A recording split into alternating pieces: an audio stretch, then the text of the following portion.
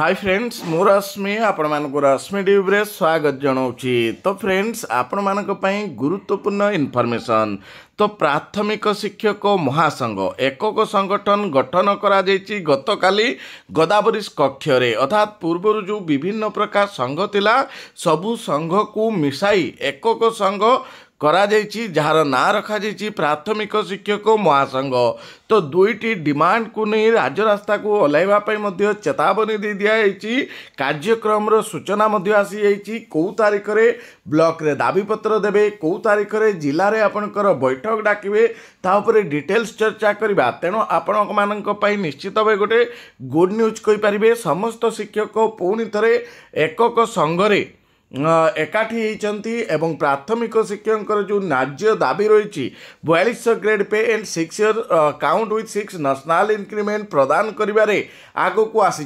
तो तार लाइव गतकाली जो बैठक होता लाइव बार्ता देखा ता सहित कौन आलोचना होती डिटेल्स देखा। तेणु आपण मानक अनुरोध भिडियोटी को शेष पर्यंत देखूँ। भिडियोटी देख सारा भिडियोटी पसंद आसिले भिडियोटी को हृदय लाइक कर दिंतु। ता सहित आपणकर सांगसाथी मानक भिडियोटी को व्हाट्सएप एवं फेसबुक माध्यम रे शेयर करने बिल्कुल भी भूलु ना। ता सहित एवं सुधा जदि चैनल टी को सब्सक्राइब करना सर्वप्रथम चैनल टी को सब्सक्राइब कर दिंतु एवं ता पाखरे आसुथिबा ऑल नोटिफिकेशन बेल आइकन टी को प्रेस कर दिंतु जहाँफल कि यही लेटेस्ट अपडेट सर्वप्रथम आपण मैंने आम चैनल माध्यम रे पाई परिबे। डेरी न करी चलतु आजिकार जो गुरुत्वपूर्ण खबर रही ताकू जानि नबा। ओडिशार समस्त संघर कर्मकर्ता मानकु नहीं एक गुरुत्वपूर्ण बैठक भुवनेश्वर गोदावरी कक्षरे होइतिला एवं समस्त संघ को नहीं एकक संघ गठन करागला और ताहार नाम प्राथमिक शिक्षक महासंघर एनपीएस नाम रे नामित करागला। तो रामलाल पटेल सारंक अध्यक्षतार समस्त संघ को नहीं एकाठी करी एकक संगठन गठन करागला जोड़े कि निश्चित भाव बहुत बड़ कथा देखि पारुथबे। राजेश सार बंकिम सार आपनकर विक्रम सार रामलाल सार समस्ते उपस्थित रही एवं प्राथमिक शिक्षक जो न्याज्य दाबी रही पूरण करने आग को आसचंती। भुवनेश्वर गोदावरी साहित्य संसद ठारे प्राथमिक शिक्षक महासंघर एक गुरुत्वपूर्ण बैठक अनुष्ठित हो जाइए। बैठक में ओडिशार समस्त एनपीएस वर्गर शिक्षक संघ उपस्थित हो दुई दफा दाबी पूरण पर निम्न निष्पत्ति ग्रहण करागला। 29/11/2025 तारीख ब्लॉक रे प्रस्तुति बैठक 30/11/2025 तारीख जिले में प्रस्तुति बैठक 1/12/2025 तारीख सोमवार ब्लॉक रैली करी बीओं जरिया माननीय मुख्यमंत्री माननीय गणशिक्षा मंत्री मुख्य सचिव गणशिक्षा सचिव डायरेक्टर एलिमेंटरी उद्देश्य प्रदान करा जिवो। 5/12/2025 तारीख शुक्रवार रैली भुवनेश्वर विधानसभा आगरे। तेणु ओडिशार कार्यरत समस्त शिक्षक शिक्षयित्री को विनम्र अनुरोध आपण माने अष्टम पे कमिशन पूर्वर शेष रैली निजर अधिकार पाई लड़ाई करी हासिल करवा आसंतु सभी एक होई आंदोलन करवा शिक्षक एकता जिंदाबाद। सुशांत कुमार बेहरा सार आपनकर मेसेज देइचंती। तो जिला नूतन पेंशनभुक्त प्राथमिक शिक्षक संघ जो रायगड़ा तरफ मध्य ऑलरेडी बैठक सरी 16/11/2025 रे 11 घटिका समय श्री रामलाल पटेल अध्यक्षतार प्राथमिक शिक्षक महासंघ तरफ भुवनेश्वर खारबल नगर स्थित यूनिट 3 सरस्वती शिशु विद्या मंदिर ठारे एओपीटीए राज्य सभापति श्री सुशांत कुमार बेहरा ऑप्टा राज्य कार्यकारी सभापति पूर्णानंद आचार्य एवं समेत डब्ल्यूपीटीएफ कर्मकर्ता ओईटीए संपादक श्री प्रवीण कुमार दास बीएड एसोसिएशन सभापति श्री अजय धड़ लेवल 4A आवाहक श्री सुब्रत धड़ श्री अजित महाराणा एयूपीटीएफ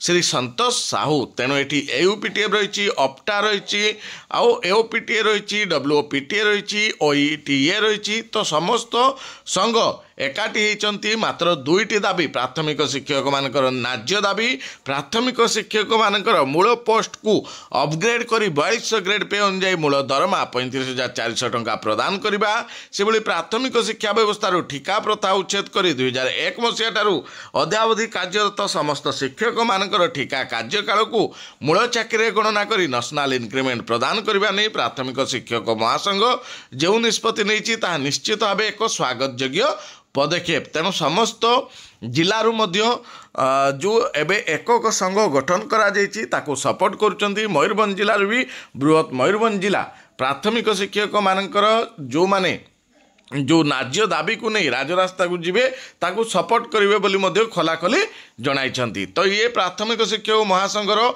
आह्वान थिला 17/11/2025 सांगठनिक वार्ता ओडिशार कार्यरत समस्त प्राथमिक शिक्षक शिक्षयित्री मानकर अवगति निमंते जणाई दिया जाउछि जे गत 16/11/2025 रविवार 11 घटिका समय सरस्वती शिशु विद्या मंदिर ठारे प्राथमिक शिक्षक महासंघर आवाहक रही श्री रामलाल पटेल को आवाहकत्व ओडिशार समस्त प्राथमिक शिक्षक संगठन जमीक WOPTF AOPTA OPTA OITA level VA UPTF BED association कर्मकर्ता मानकु नहीं एक गुरुत्वपूर्ण बैठक अनुष्ठित हो जाइछि। उक्त बैठक में उपस्थित थिबा समस्त संगठन कर्मकर्ता सहमति क्रमे निम्नलिखित सार्वजनीन निष्पत्ति मान ग्रहण करा जाइछि। नवेम्बर मास शेष सुधा जदि सरकार आमर दुईटी दाबी 42 ग्रेड पे सहित 6 वर्षर ठिका कार्यकाल को मूल चाकरी गणना करने सहित 6टी नेशनल इंक्रीमेंट प्रदान न करती तेबे आसंता डिसेम्बर 1 तारिख लिखा जाइतिला ताकू चेंज कर दिया। डिसेम्बर 5 तारिख ठारू भुवनेश्वर PMG ठारे प्राथमिक शिक्षक महासंघ तरफ अनिर्दिष्ट काल पर्यंत आंदोलन जारी रहिबो। समस्त संगठन गुड़ी को एकत्र होई नवेम्बर मास 22 और 23 तारिख दिन जिला और ब्लॉक सार्वजनीन बैठक करने सह 25 तारिख रैली माध्यम सरकार उद्देश्य मेमोरेंडम प्रदान करा जोड़ा कि गतकाली आपणकर गुरुत्वपूर्ण बैठक जो थे कि जो लीडर माने जानिथिबे आपनकर राजेश सार अप्टार रही से मैंने आपनकर SS पाखरु 2001 मसीहारू आंदोलन करी प्राथमिक जो शिक्षक मानक रही 8 वर्ष रु 6 वर्ष कराइथिले।